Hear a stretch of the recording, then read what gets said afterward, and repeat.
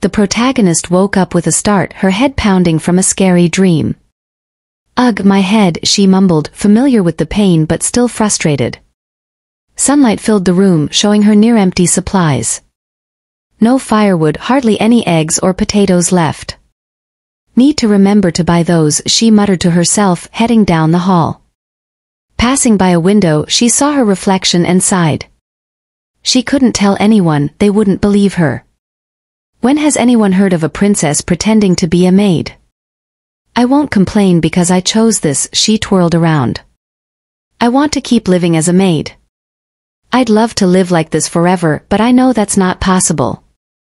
I thought I could change the future if I tried my hardest, but in reality, I could barely change anything despite all my efforts." Outside, the guard asked if Princess Vivian was okay.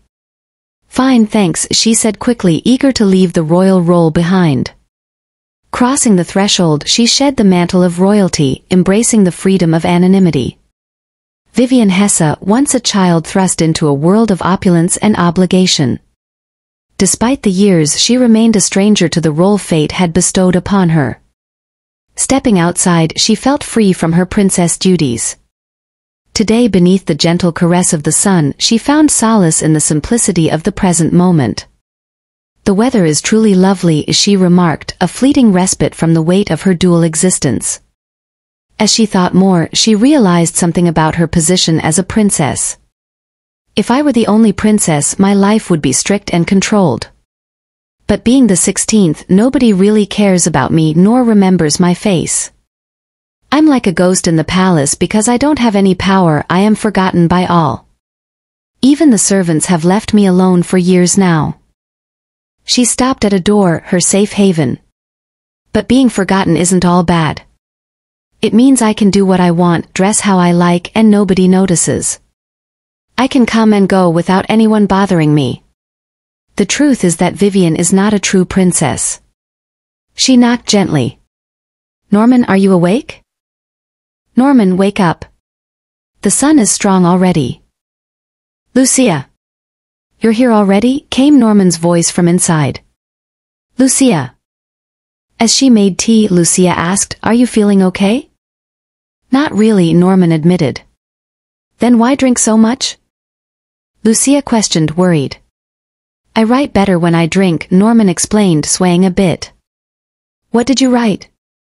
Lucia was curious. "Just a little, then I got carried away with the drinking," Norman chuckled.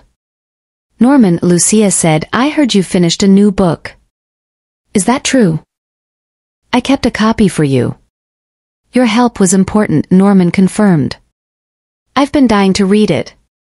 Sometimes I couldn't sleep, wondering what's in it," Lucia confessed eagerly. "You are lying," replied Norman.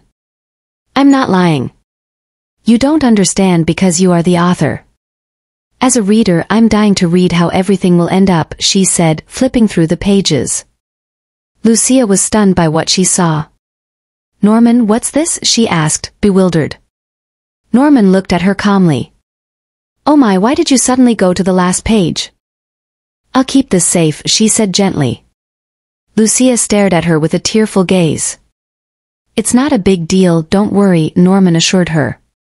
Through her tears, Lucia managed to speak, "But as a fan, it would be so sad if something happened to this." Norman looked at her intently. "I see," she said softly. Lucia looked at her with a confused face. "You're 18 years old," she said. Lucia muttered, 18? Still confused. "You seem so grown up for your age, even though you're just a maid," Norman observed. "I worry about that sometimes, but I also see glimpses of your youth." "That makes me feel better," she admitted. Lucia paused, contemplating for a moment. "But what about you? Aren't you burdened by unnecessary worries?" she asked Norman, her gaze searching for understanding. Norman regarded her with kindness. "Unnecessary?" she echoed gently. As Lucia pondered, thoughts raced through her mind. "The future. I can alter things in the near future if I so choose," she mused. "But there are elements beyond my control in the long run that I can't change. I'm 18 now with only 1 year remaining, she realized, a sense of urgency creeping into her thoughts. I had a dreadful nightmare where I witnessed Princess Vivian being forcibly sold after her 19th birthday against her will to Count Maton. A flicker of concern shadowed her smile as she contemplated the possibility. I fear such a fate as I can't change it, she admitted quietly. The future feels like an unstoppable force, thought the protagonist, even though I've seen glimpses of what's to come since I was 12. For example, when I was 13 years old, the mansion was flooded, or that freezing winter when we practically froze because of the lack of firewood. I couldn't change a thing. I've tried so hard to alter it, but those dreams feel too real to just be dreams. Everything I've seen in them has come true, making me feel like I'm just following a script. Sure, my life has turned out better than those dreams, but it's like I'm stuck in a loop, reliving them every night. When I hit 15, the constant dreams gave me splitting headaches. It's like I'm trapped, unable to break free from the events that lead to my fate, like the king's death at 19 and being sold to Count Maton. Realizing I can't change the big stuff made me bitter and depressed. I've even thought about starving myself to avoid it all, but then I remember if I die here, it'll take ages for anyone to find me. So, I try to calm down, telling myself it's not worth it. But deep down, I can't shake this feeling of frustration and helplessness. Lucia is going about her everyday life without attempting to change anything, as if time would lead my body to move forward to my destiny. Back to the present, Norman, her friend and a romance novelist, encourages her to turn to the last page of the book she gave her. Lucia said the page and turned it. Lucia sees an envelope and peek in it. She is shocked and feels she can't accept it. But Norman insists. But this is a lot. What you gave me today is more than enough, Lucia said. That is for your anniversary, Norman replied, the anniversary of when you gave me the ideas that created this bestseller. Norman insists, explaining that the money is a thank you for the ideas Lucia gave her, which helped make her book a bestseller. Lucia had shared insights from her dreams and life, greatly contributing to Norman's success in writing. Even though Lucia is hesitant, Norman wants to show her gratitude. Norman's books, which focus on romances between nobles and commoners, became popular thanks to the unique perspective Lucia provided. Lucia is touched but feels overwhelmed by the generous gesture for just offering some advice. At first, Norman knew that she couldn't capture the attention of the masses with a commoner heroine. Even with that, she couldn't bring herself to change the commoner heroine with a noble one. The book has failed, Norman thought. Norman said the moment was when I stepped into her life. I told Norman about how social circles worked. I used the knowledge from my dreams and current life. Norman gave me a lot of money for only having spent some hours every week chatting with her. Norman's books weren't popular, so she didn't have much money. I helped her by bringing food from the palace.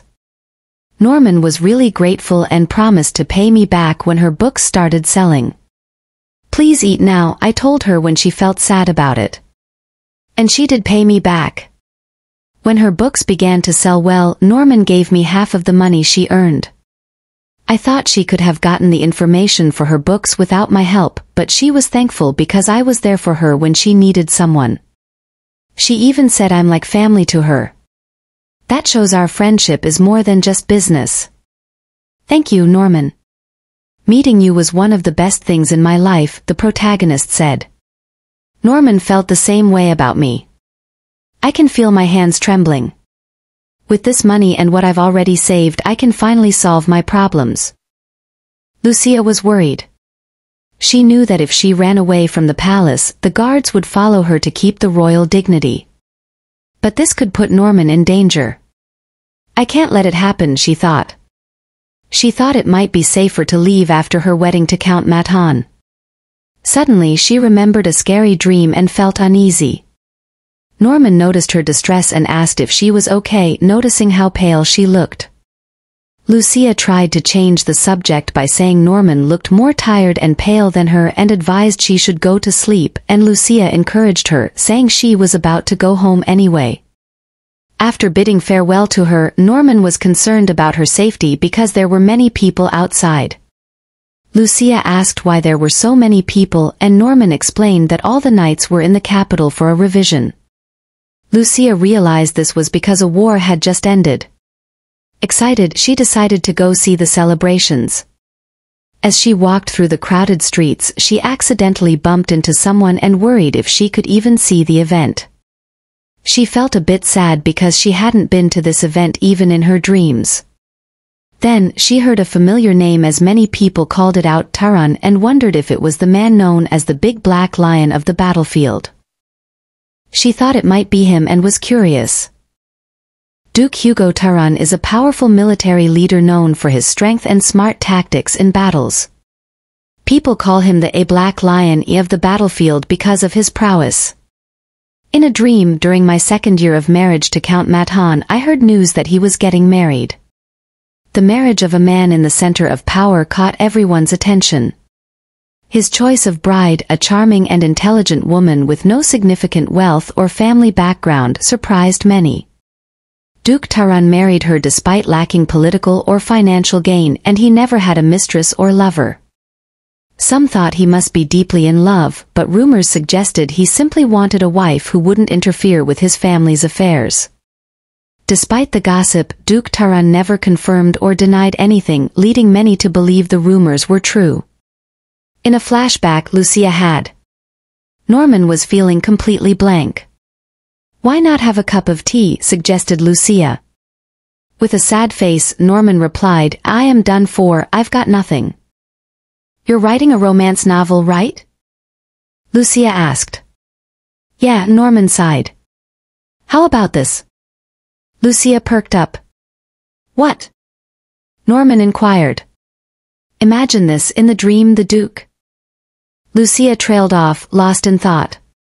"A contract marriage," she murmured. "A contract marriage?" Norman echoed. "Yeah, a story about two people who marry to meet each other's needs," Lucia explained.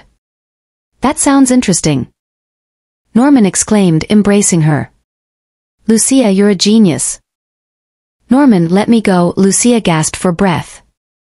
Back to the present, she flips through the book she got from Norman. It's good. Norman is so talented.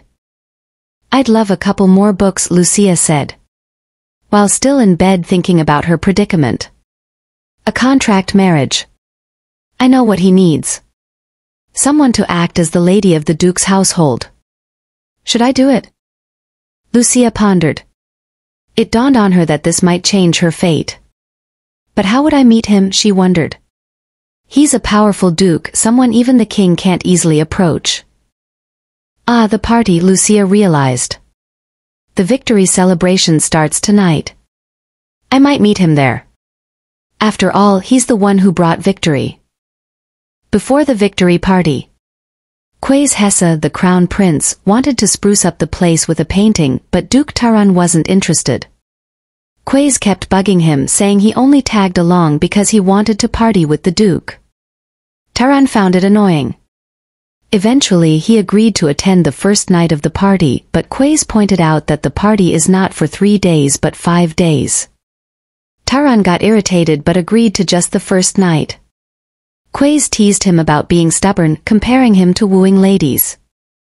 Taran replied that nobody likes a desperate man, but Quays's excitement annoyed him. At the victory party, the protagonist spotted Duke Taran, who stood out because he was taller than everyone else, surrounded by people as always. It's going to be difficult to get to him.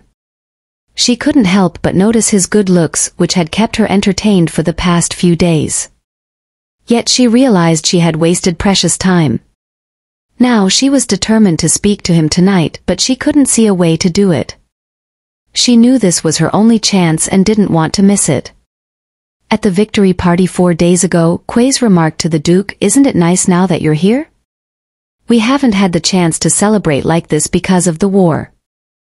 The Duke remained silent, prompting Quays to persist. "Come on, Dukey, you promised you'd help me." The Duke gently reminded Quays that he pledged his assistance only once he ascended to the throne. Despite Quays's confidence in his future as king, the Duke suggested they discuss it later. Frustrated, Quays labeled the Duke as mean, and the Duke found him increasingly annoying. Suddenly the Duke sensed someone's gaze upon him. Turning, he discovered the protagonist in a corner, their eyes locked and a mutual connection formed. They stared at each other until she turned away. Quays asked, "Are you listening, Duke?" Duke replied, "What did you say?" Quays asked Duke, "You weren't paying attention again?" Duke wondered why she seemed hesitant to talk. He felt her gaze on him, but it felt different from others. He thought she might talk to him if she really wanted to. Even after the party ended, she never approached him. Duke went to the party the next days hoping she would talk to him, but she just watched from afar with the same expression. He wondered when she would finally come and talk to him. The fifth day of the party. The protagonist was restless, wondering how to get the Duke alone. While observing her, the Duke excused himself from the party because he felt maybe she needed alone time with him. The protagonist saw him excuse himself to leave. She rushed to follow and found him outside the party, moving quickly. Wondering what he was up to, the protagonist hesitated but decided to call out to him. Just as she was about to, a maiden approached the Duke, calling him a Hugo. The protagonist hid, realizing it wasn't the right time. Peeking out, she recognized the maiden as Sophia Lawrence. The protagonist couldn't help but eavesdrop as she overheard a conversation between ex-lover Duke Taran and Sophia Lawrence. The words she heard cut deep, echoing through her mind with a chilling effect. "Hugo," Sophia called the Duke softly. "Lady Lawrence, it was only in the past I let you call me by my name," Taran said. "I got chills," the protagonist thought after listening to the Duke's words. "You are so cruel," Sophia said. "How can you be so heartless?" "I believe we were in love once," Sophia heard herself say, her voice trembling with emotion. "Sophia Lawrence and Duke Taran used to be lovers," the protagonist mused. "It appears you are mistaken." "I don't fall in love with anyone," the Duke's voice sounded cold and detached, shattering any lingering illusions Sophia held on to. "Fall into bed?" "Maybe," he continued, his words a cruel twist of the knife in Sophia's wounded heart. "What?" The protagonist gasped in shock. "What did I do to deserve this?" Sophia's voice trembled with hurt and confusion as she questioned her own worth. "I merely expressed my feelings of love to my lover," she heard herself say, her words choked with sorrow. "And in return I received yellow roses, ending our relationship." "So cruel," Sophia lamented, feeling the weight of rejection crushing her spirit. "Didn't I tell you from the beginning not to give your heart to me? And you promised me that you wouldn't." The Duke's words cut through Sophia's anguish like a knife. With tears streaming down her face, Sophia uttered the name of another woman, Countess Falcon, her voice filled with concern and fear for the unknown. "Lawrence, I don't like to waste my emotions." The Duke's response was callous and devoid of empathy.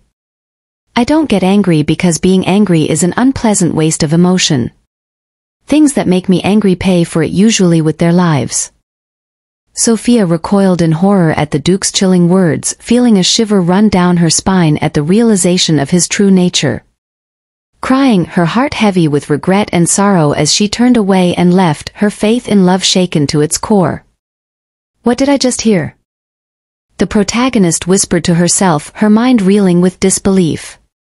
"A man who threatens to kill an ex-lover." In that moment, the protagonist's illusions shattered, and she saw the Duke for who he truly was, a cold and ruthless man capable of inflicting harm without remorse. "I think I may have chosen the wrong person," she thought.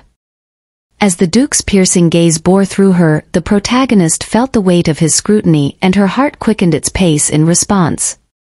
"Why don't you just come out?" he asked, his voice carrying a blend of curiosity and amusement. "No more hiding like a cat to eavesdrop," he continued, his tone teasing yet expectant.